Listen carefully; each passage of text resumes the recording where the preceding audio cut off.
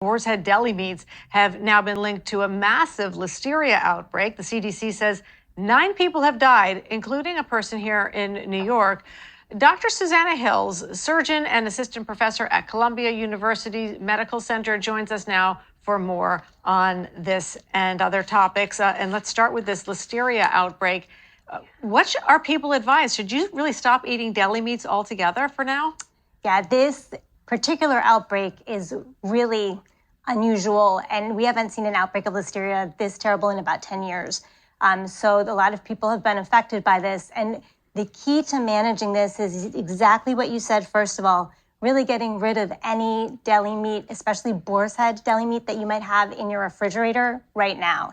And it can take 10 weeks for symptoms to show up. We want to wait until cases are really gone for 10 weeks, and we're still seeing some cases happening before we kind of go back to that particular product, Boar's Head meat. Talk about the seriousness of listeria in somebody with, obviously people with compromised immune systems are always at higher risk.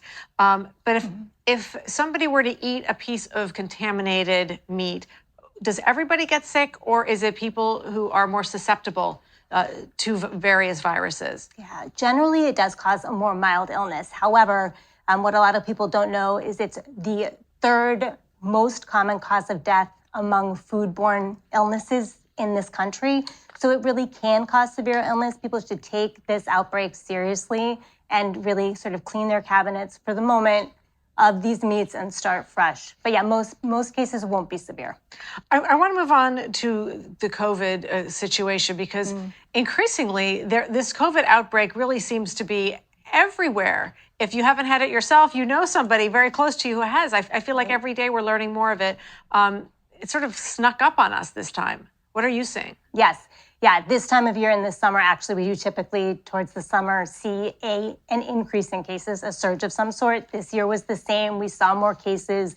I certainly saw patients in my clinic. Anyone who sees children in their clinic is seeing kids who are at camp come back with COVID. That has happened quite a bit.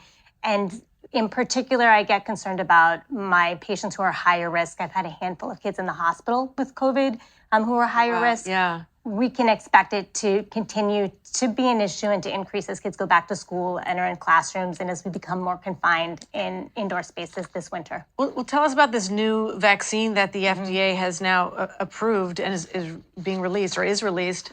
Who should be getting it? I assume the people who have had COVID this summer should not. Why don't you give us the guidance on who should be getting that booster, that vaccine? Yes, it's a great question. It's geared toward the KP2 strain, which most of the circulating variants are related to, should be quite effective. But exactly as you said, if you've had COVID this summer, if you've had it in the past month or two, it absolutely could make sense to hold off and wait until we're further into the season. You should be protected for a good 3 months after your illness. So if you just had COVID, it does make sense to hold off until October, November to get a booster so that you're protected for longer. However, the CDC is recommending everyone over 6 months to get a booster when it's appropriate.